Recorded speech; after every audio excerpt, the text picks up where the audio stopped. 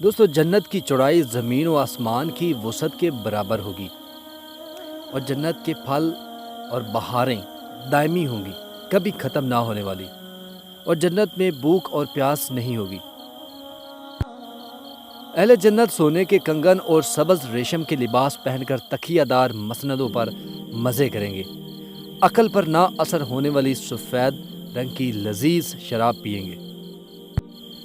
اہل جنت کے لیے ہیروں اور موتیوں جیسی شرمیلی نگاہوں والی خوبصورت بیویاں ہوں گی جنہیں اس سے پہلے کسی انسان یا جن نے چھوا تک نہیں ہوگا، اور جنت میں بیماری، بڑھاپا اور موت نہیں ہوگی۔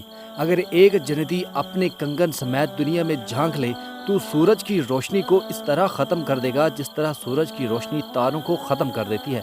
اگر جنتی خاتون دنیا میں ایک دفعہ جھانک لے تو مشرق و مغرب کے درمیان ہر چیز کو روشن کر دے اور ساری فضا کو خوشبو سے معطر کر دے۔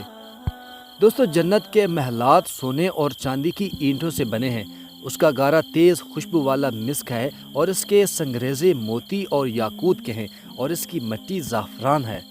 جنت کے 100 درجات ہیں اور ہر درجے کے درمیان زمین و آسمان کے برابر فاصلہ ہے۔ دوستو جنت کے پھلوں کا ایک خوشہ زمین و آسمان کی ساری مخلوق کے کھانے سے بھی ختم نہیں ہوگا۔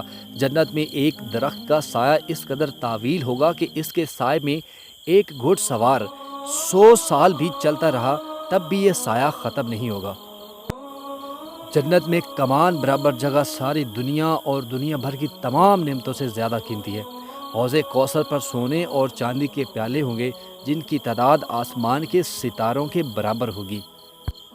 دوستو جنت کا یہ مختصر سا تعارف قرآن و حدیث سے اخذ کیا گیا ہے۔